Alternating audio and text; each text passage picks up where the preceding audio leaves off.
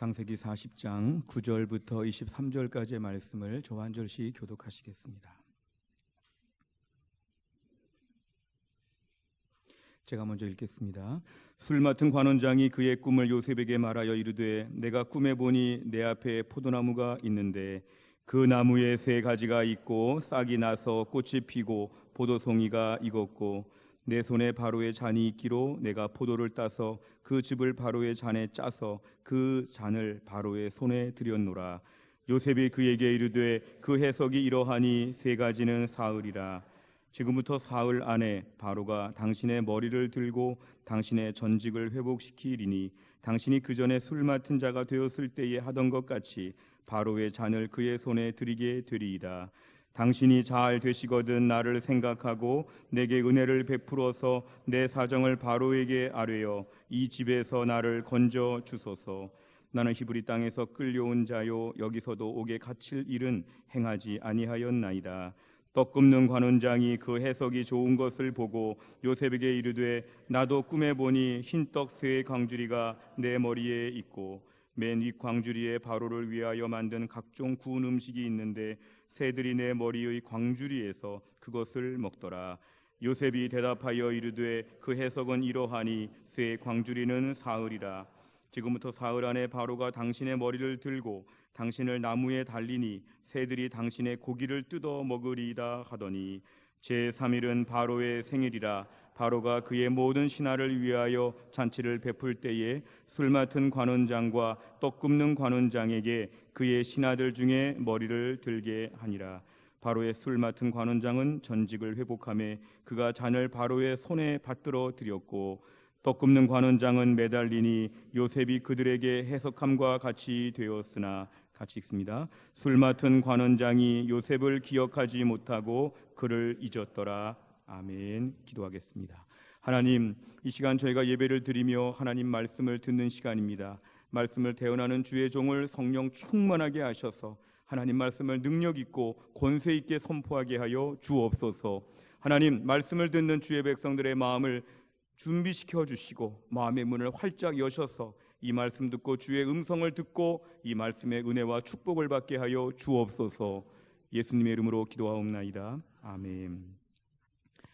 오늘 말씀을 통해서 오늘 말씀의 주인공은 저희가 요셉이라고 이렇게 볼 수 있습니다. 우리가 요셉은 야곱의 12아들 중에 11번째 아들로서 아버지의 특별한 사랑을 받던 귀한 아들이었는데 형들이 시기하고 질투하여 하루아침에 이 귀한 아들이 애굽의 먼 나라의 종으로 팔려가게 되었습니다. 근데 애굽은 말도 통하지 않는 그런 나라였고 거리도 멀었고 또 그 지역에 여행이 아니라 종으로 팔려갔다는 것은 그 당시 문화를 볼 때는 매우 비참한 형편으로 떨어진 것입니다. 그래서 그는 너무도 고통스러운 날, 지금으로 치면 중학생, 고등학생밖에 안 되는 아들이 먼 나라의 종으로 팔려가서 매맞고 힘든 일하고 고통받으며 산다고 생각하면 오늘 본문의 요셉은 너무도 불쌍한 사람입니다. 그런데 그렇게 팔려간 집에서 종으로 일하면서도 얼마나 열심히 잘 일했는지 인정을 받게 되었고 어느 정도 가정의 총무와 같은, 그러니까 종들 앞에 좀 관리자와 같은 중간 역할을 하는 사람으로까지 그는 부단히 승진하게 되었습니다. 이 정도가 되면 이제 평생 애굽에서 종으로 살 수도 있는, 나중에 종으로 살다가 또 부자가 될 수도 있는 여러 가지 많은 가능성이 있었는데 이렇게 꿈을 가지고 살던, 고난을 이겨가며 살던 요셉이 억울한 일로 누명을 씌우게 됩니다.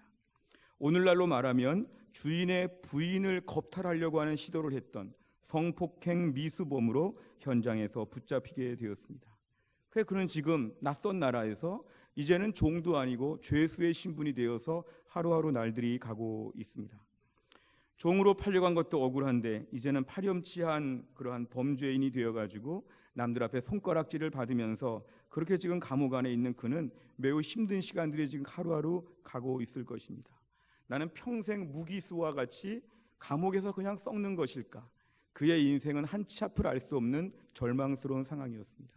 그런데 어느 날 갑자기 2명의 고위공직자, 높은 신하분들이 들어오게 되었습니다. 한 명은 술 맡은 자라 그랬고 또 한 명은 떡 굽는 자라 그랬습니다. 우리 오늘날로 치면 무슨 주방장 같은 취사병 같은 그냥 이렇게 심부름꾼 같은 그런 이미지가 많지만 고대 근동 제국에서는 이렇게 술 맡은 자, 떡 굽는 자는 아무나 할 수 없는 높은 자리였습니다. 워낙 제국에 암살이 많고 여러 가지 많은 독살도 많았기 때문에 왕의 음료와 왕의 식량을 관리하는 것은 특별한 자리에 있었습니다. 근데 이들이 무슨 죄를 저질렀는지는 안 나와 있지만 이들이 지금 하루아침에 감옥에 들어오게 되었고 요셉이 감옥 안에서 이들을 섬기게 되었습니다. 요셉이 이들을 지금 섬기게 되었는데 어느 날 동시에 이 두 사람이 꿈을 꾸게 되었습니다. 그런데 먼저 이 술 맡은 자의 꿈이 뭐였냐 하면은 포도나무가 있는데 가지가 셋이 있고 포도가 열렸고 그거로 즙을 짜서 왕 앞에 드렸다. 요셉은 여기에 대해서 해몽을 해주는데요. 이것은 당신이 앞으로 3일 안에 복직이 되어서 옛날의 권세와 능력을 다시 누리게 될 것이다. 이렇게 얘기를 해줍니다. 오늘 16절 이하를 보니까 또 한 명의 이 빵 굽는 자, 떡 굽는 자는 앞에서 해몽이 좋은 걸 보고 자기도 한번 말해봅니다. 자기의 꿈은 이것이었는데요. 머리 위에 빵이 담긴 바구니 3개가 있고 맨 위에 바구니에게는 왕에게 바칠 빵이 있었는데 갑자기 새들이 날아와서 맨 위에 칸 왕에게 바치려고 한 것을 다 먹었다. 이런 꿈이었습니다.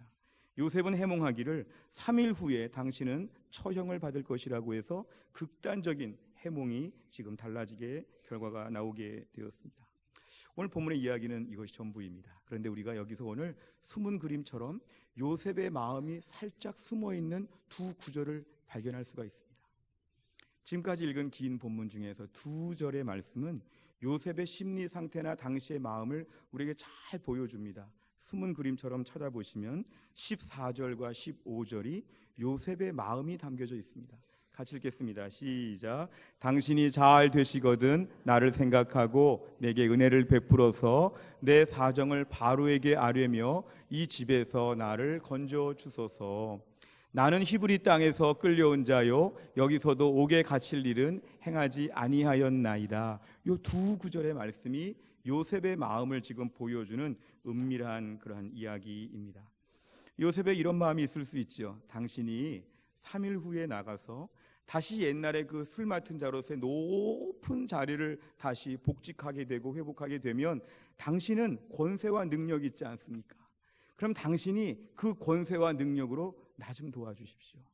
나는 지금 저 먼 히브리 땅, 가나안 땅, 저 팔레스틴 땅에서 이 이집트까지 지금 나는 억지로 끌려왔고 여기 와서도 열심히 일을 했지 감옥에 들어올 만한 일은 하지 않습니다. 제가 지금 감옥에 있는 거 다 누명이고 억울한 일입니다. 저는 이런 죄를 범하지도 않았습니다. 그런데 지금 너무 힘들고 어려운 날들이 지나가고 있으니까 당신의 술 맡은 자의 권세와 능력으로 나를 제발 구해 주십시오. 오늘 이런 마음을 가지고 14절 15절에서 지금 얘기하는 것입니다. 우리가 이런 이야기를 들을 때 요셉이 왜 이렇게 말을 했을까? 요셉이 이렇게 마음이 약한가? 이게 우리가 쉽게 함부로 판단할 수 없는 것은 요셉의 고통은 너무도 컸기 때문에 충분히 이럴 수 있다는 것을 저희는 받아들이고 인정합니다. 시편 105편 17절과 19절을 보면 그가 한 사람을 앞서 보내셨으며 요셉이 먼저 애굽에 갔다는 얘기죠. 그의 발은 착고를 찼다. 쇠사슬에 둘러싸였다. 그러니까 요셉이 감옥에 그냥 있는 게 아니라 착고를 차고 온몸을 쇠사슬로 매이고 그 감옥 안에 있었을 때 요셉의 고통이 너무 컸다는 거죠. 19절을 보면 하나님 말씀이 응할 때까지 그가 지금 무던히 힘든 날들을 하루하루 그냥 계속 지나가고 있다는 것을 시편 105편에서 말씀하고 있습니다. 그러니까 요셉의 고통은 너무 큰 고통이었습니다. 내가 어쩌다가 이렇게 되었는가? 내가 어쩌다가 이 멀리 타향에 와서 종으로 팔린 것도 서러운데 죄수가 되어서 평생 내가 감옥에서 썩는다고 생각하니까 요셉의 인생은 너무도 불쌍하고 너무도 안타까운 그러한 사정이었습니다. 그런데 여기서 우리가 또 한 가지 알 수 있는 건 뭐냐면 요셉의 그런 마음이 간절하다 보니까 요셉이 지금 14절 15절에서 결국에는 술 맡은 관원을 의지하고 있구나, 이걸 알 수 있습니다. 너무 힘들고 어려울 때 감옥 안에서 평생 다른 사람 못 볼 수도 있는데요, 하필 감옥 안에 들어온 죄수가 너무 실력자입니다. 이 사람이 조금만 말해주면 나 같은 사람 하나 감옥에서 건져주는 건 아주 쉽다고 생각했죠. 이 술 맡은 관원 한마디만 해주면 나는 살 수 있다. 어느 순간 이 술 맡은 관원이 내 인생 가운데 큰 비중을 차지하게 되었습니다. 이 사람만 나를 도와주면, 이 사람만 내 형편을 알아주면, 이 사람만 어떻게 좀 내 편이 되어주기만 하면 나는 그리운 아버지를 보러 고향에 간다. 이 사람만 나를 도와주면 나는 지금 모든 걸 다 벗어버릴 수 있다. 요셉의 마음에 이런 마음이 들었기 때문에 계속해서 요셉이 오늘 14절 15절의 마음을 결국은 표현하고야 한 것입니다. 근데 어떻게 상황이 진전되었냐 하면은 이제 요셉의 해몽대로 이 사람이 3일 만에 나중에 복직이 됩니다. 떡 굽는 자는 3일 만에 처형됐는데 술 맡은 관원은 3일 만에 복직이 되어서 옛날의 모든 권세와 능력을 다 누리며 애굽 안에서 실력자가 되었습니다. 다시 모든 걸 마음껏 할 수 있는 강하고 권세 있는 자리에 이 술 맡은 관원이 지금 올라가게 되었습니다. 그때 요셉의 마음이 어땠을까요? 매일매일 저 사람이 언제 불러줄까? 문만 삐그덕 소리가 나면 오늘 술 맡은 관원이 나를 구해주러 오나 보다. 바깥에 조금만 인기척이 들려도 오늘 지금 술 맡은 관원이 지금 나를 찾아오는 것이구나. 하루 이틀 기다렸는데 아무 연락이 없으면 감옥에 있다가 나가서 오늘 바쁜가 보지. 오늘 이 사람이 지금 여러 가지로 복직하면서 일이 분주하니까 아직은 나에게 못 올 수 있지만 하루 이틀 2, 3일 정리하고 나면 나한테 찾아오겠지. 내가 기다려야지. 하루 이틀 사흘 나흘을 계속 기다립니다. 늘 그냥 언제 올까 언제 올까. 술 맡은 관원이 마치 하나님인 것처럼 술 맡은 관원 언제 올까 언제 올까 매일매일 감옥 바깥을 내다보면서 오늘 올까 내일 올까 이렇게 기다렸을 것입니다. 그런데 창세기 41장 1절을 보니까 만 2년 후에 그러한 세월이 2년이나 흘렀습니다. 아무리 바쁘고 아무리 분주해도 올 법한데도 오지 않은 가운데 술 맡은 관원을 기다리는 세월이 지금 2년 동안이나 흐르게 되었을 때 이거는 요셉이 녹초가 될 정도의 아주 힘든 시간들이었습니다. 우리가 여기까지 말씀을 묵상하면서 우리 자신의 오늘 삶에 적용해 본다면 오늘날 저희들도 이런 게 참 많지 않습니까? 우리 인생에 사람을 기다리고 기대하고 당신이 술 맡은 관원이 아닙니까? 나는 당신만 도와주면 되는데, 나는 당신에게만 잘 보이면 되는데, 당신은 권세가 있고 당신은 능력도 있으니까 나는 당신에게 올인했습니다. 나는 당신에게 다 투자했습니다. 당신 한 사람 마음만 바꾸면 나는 살아날 수 있습니다. 당신 하나만 나를 도와주면 나는 지금의 모든 상황에서 탈피할 수 있습니다. 당신 하나가 절대적인 힘을 가지고 나를 도와줄 수 있는 당신이 사실상 나에게는 하나님 같은 분입니다. 도와주십시오. 도와주십시오. 매일 휴대폰을 열어가지고 이 사람 왜 전화 안 할까? 이 사람 왜 나한테 문자 안 보낼까? 이 사람 나를 도와줘야 되는데 집에 들어갈 때마다 우체통을 막 뒤져보면서 이 사람 나한테 편지 보내지 않았을까? 뭔가 우리 집 바깥에 누가 초인종만 눌러도 지금 이 사람이 나를 드디어 도와주러 왔구나, 드디어 나를 도와주겠구나, 오래 기다렸는데 이러면서 뭔가 내가 기다리는 사람들, 이게 바로 뭐냐면 우리 인생의 술 맡은 관원들입니다. 그런데 오늘 절망적인 말씀은 23절입니다 23절 같이 읽겠습니다. 시작. 술 맡은 관원장이 요셉을 기억하지 못하고 그를 잊었더라. 아멘. 히브리어에서의 이렇게 완료형은 완전히 끝나버린 것입니다. 그를 잊었더라 말씀은 영원히 요셉은 전혀 기억도 없는 것처럼 다 잊었더라. 이런데도 요셉은 알지 못하고 요셉은 매일매일 기다렸던 것이죠. 자그마치 2년 동안이나 어쩌면 평생 기다렸을 수도 있는 절망이 오늘 23절에 담겨져 있습니다. 사람의 특징은 뭐냐 하면은 우리가 믿고 기다리고 기대하고 아무리 의지해도 우리를 잊는다는 것이죠. 잊어버린다는 것이죠. 오늘 본문의 앞부분 5절, 6절, 7절, 8절을 보면 이런 말씀이 있죠. 처음에 이 사람이 요셉에게 꿈을 풀이해달라고 부탁을 할 때 원래는 요셉이 먼저 물어봤죠. 왜 간밤에 잘 자고 나서 이렇게 안색이 안 좋습니까? 요셉이 먼저 그 사람의 얼굴을 봤죠. 그러니까 그 사람 얼굴이 막 근심 가운데 있었다는 게 6절, 7절, 8절에 나옵니다. 그러니까 지금 이 사람은 뭔가 지금 내가 감옥에 들어와 있는데 꿈을 꿨으니까 이 꿈은 뭔가 의미가 있지 않을까 하면서 뭔가 지금 막 답답하고 두려운 마음을 가지고 내가 지금 처형당하는 것이 아닐까? 당시 이런 생각들은 충분히 해볼 수 있죠. 두 사람 중에 하나가 처형된 걸 보면 오늘 술 맡은 관원도 여러 가지 염려가 가득할 수 있죠. 그런데 요셉이 얘기를 했습니다. 14절 15절에서 당신은 복직될 것이고 나가면 나를 기억해달라고. 그때 이 사람 뭐라고 말했을까요? 아유, 문제도 없지.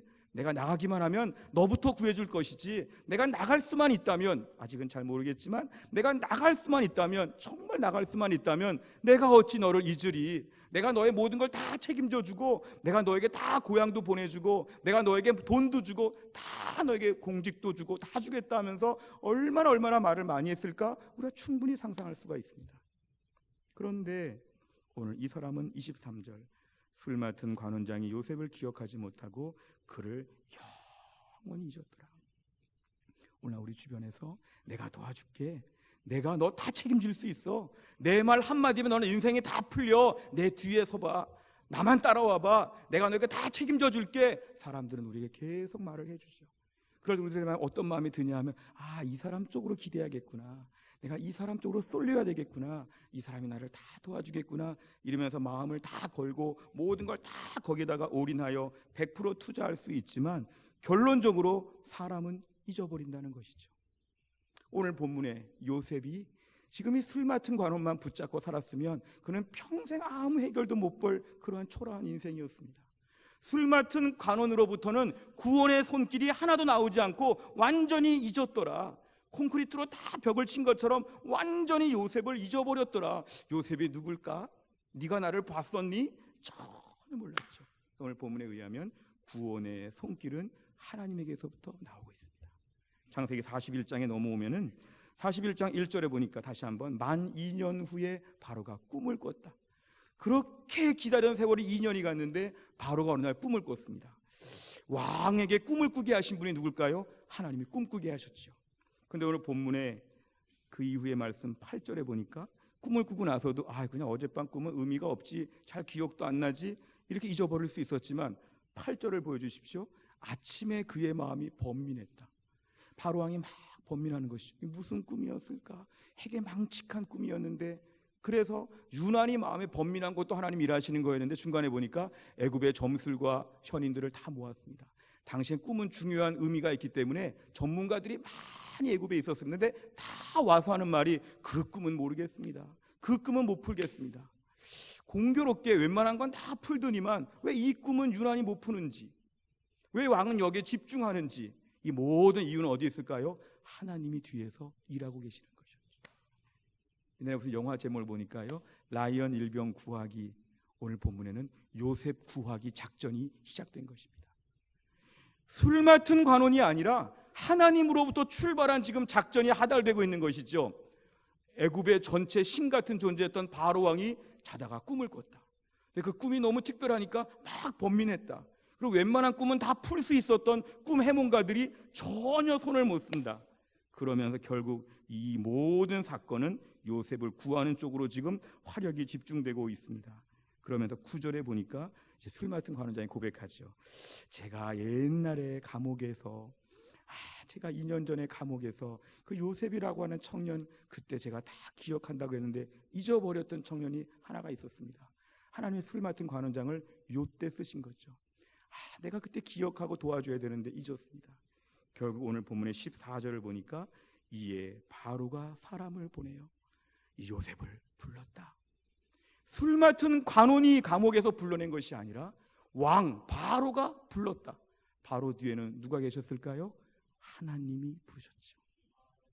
우리 오늘도 술 맡은 관원들이 왜 안 도와주나, 왜 잊어버렸나, 가만히 있나, 술 맡은 관원 1, 2, 3, 4 찾아다니면서 계속 매달리는데 하나님께서는 어떻게 하시냐면 하나님이 뒤에서부터 우주 만물을 사용하시고 왕들과 모든 걸 다 동원하셔서 하나님이 지금 요셉을 구하기로 하나님 지금 집중하고 계심을 우리가 오늘 본문에서 알 수 있습니다. 결국 술 맡은 관원은 요셉을 도와주지 못하는데 누가 도와주냐면 하나님이 도와주신다. 우리는 오늘도 누구를 기다립니까? 내 인생은 왜 유난히 술 맡은 관원이 왜 이렇게 없는지, 내 인생에 술 맡은 관원들은 왜 이렇게 미비한지, 술 맡은 관원들이 왜 가만히 있는지, 내 인생에 술 맡은 관원들을 맨날 찾고 있죠. 근데 우리 인생의 도움은 어디서 옵니까? 술 맡은 관원이 아니라 하나님께로부터 나온다는 것을 믿으시기를 바랍니다. 우리 인생의 진정한 도움은 어디서 오냐 하면 하나님에게서 온다는 것이죠.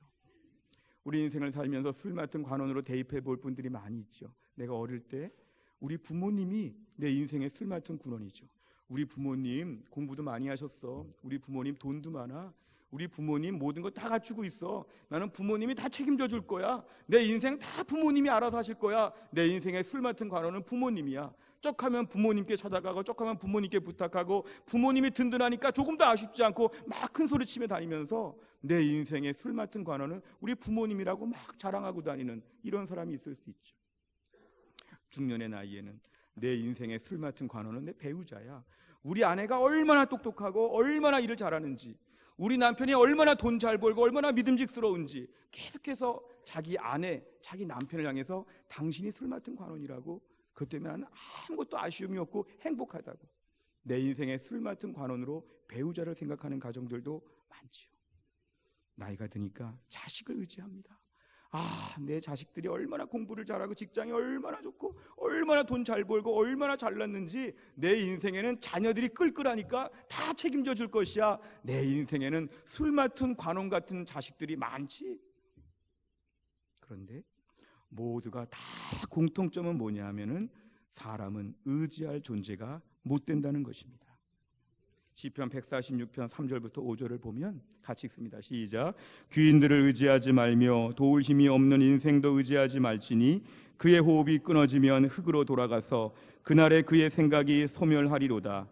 야곱의 하나님을 자기의 도움으로 삼으며 여호와 자기 하나님에게 자기의 소망을 두는 자는 복이 있도다. 아멘. 5절 한번 다시 읽겠습니다. 5절 시작.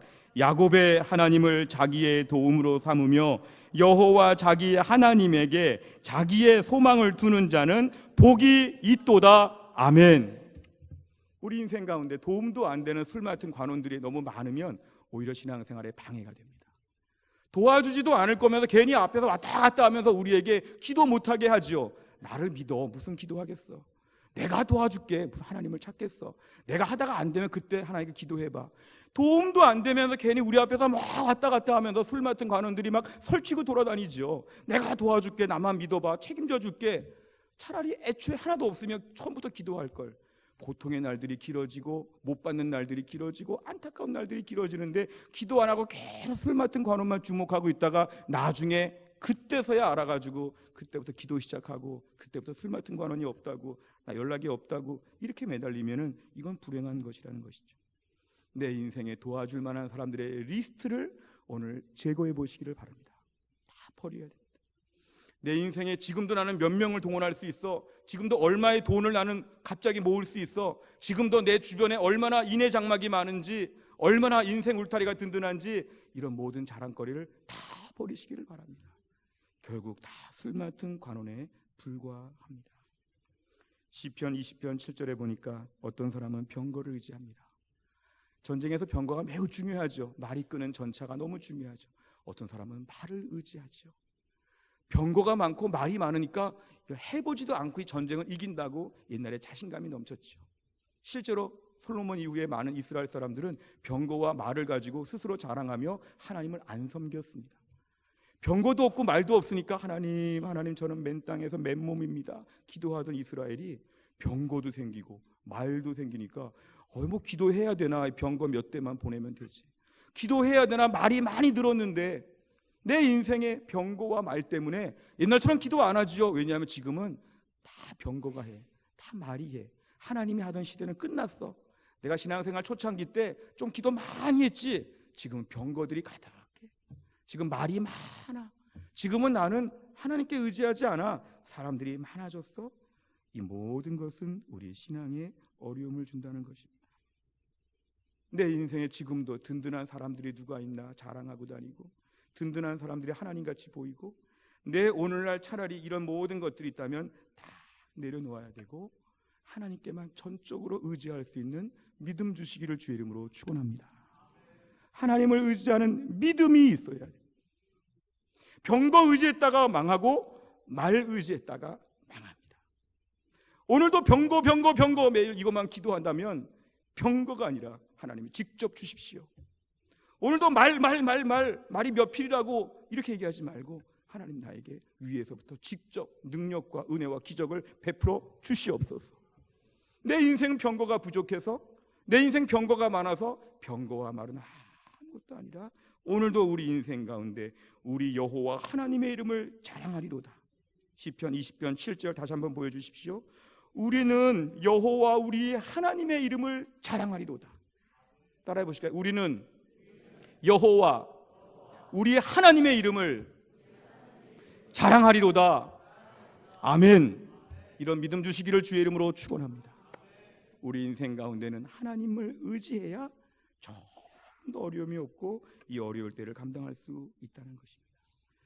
제가 최근에 결혼 주례를 하면서 제가 최근에 결혼식의 순서를 조금 바꿨습니다. 그 전에 결혼할 때는 신랑 신부에게 부모님에게 편지를 쓰라 그랬더니 은혜롭게 잘 쓰는데 문제는 너무 울어가지고 결혼식이 조금 어색해져서 저도 고민을 많이 하다가 어느 순간 하나님께 그 시간에 대표 기도를 좀 하면 좋겠다, 신랑 신부가.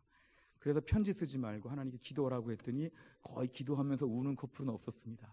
잘 기도문을 써와서 결혼식 예배 중에 신랑도 대표 기도, 신부도 대표 기도하는 것이죠.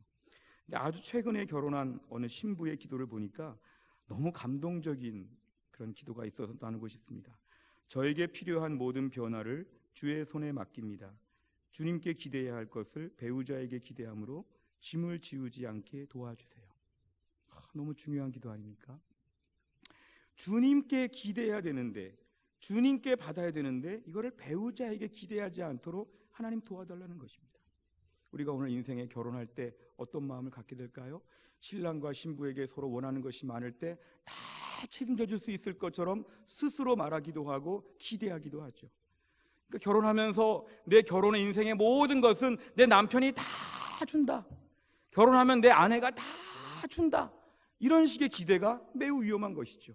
어떤 거는 하나님만이 주실 수 있는 것들을 가지고 엉뚱하게 부인 붙잡고 남편 붙잡고 막 싸우게 되면 이거 싸우기만 하는 것이죠. 나에게 줘 맨날 요청하는데 결론적으로 신랑과 신부가 서로 뭐라고 말할까요? 나 그런 거 없어, 없어서 못 줘, 주고 싶어도 못 줘, 이러면서 못 준다는 거죠. 결혼하는 신랑 신부뿐만 아니라 우리 모든 인간관계에서도 하나님이 주실 수 있는 것을 사람에게 붙잡고 매달리면서 제발 달라고, 왜 안 주냐고, 빨리 달라고, 나를 힘들다고, 섭섭하다고, 하나님이 주시는 걸 가지고 사람에게 구하되면 상처받고 실망을 받는다는 것입니다. 하나님은 다 가지시고 다 주실 수 있지만 사람은 첫째 신실하지 않고 성품상 부족하고 돈도 별로 없고 지식도 별로 없고 사람은 다 한계가 있기 때문에 우리가 오늘날 하나님만이 우리에게 딱딱 주시는 것들을 가지고 사람한테 가가지고 딱딱 달라고 이렇게 부탁하게 되면 못 받고 상처받고 관계만 나빠진다는 것이죠. 오늘은 이 사람, 내일은 저 사람 붙잡고 매달리는 거 다 필요가 없다는 것이죠. 은혜 하나님만이 주십니다. 평안 하나님만이 주십니다. 만족 하나님만이 주시죠. 난 기쁨이 없어, 기쁨은 하나님이 주시는 거죠. 안정감 하나님이 주시죠. 내 안에 자유 하나님이 주시는 것이죠. 이 모든 것들은 다 하나님만이 주시는 것들이기 때문에 이런 것들을 가지고 이 사람 저 사람 붙잡고 왜 안 주냐고, 내일 줄 거냐고, 언제 줄 거냐고 매달리지 말고 포기하고 하나님께 집중하시기를 축원합니다. 이런 믿음으로 살게 되면 우리 인생 구차하게 살지 아니하고 깨끗하고 담백하게 올곧게 믿음으로 살 수가 있을 것입니다. 시편 4편 8절의 말씀 보시면 같이 읽습니다. 시작. 내가 평안히 눕고 자기도 하리니 나를 안전히 살게 하시는 이는 오직 여호와시니이다.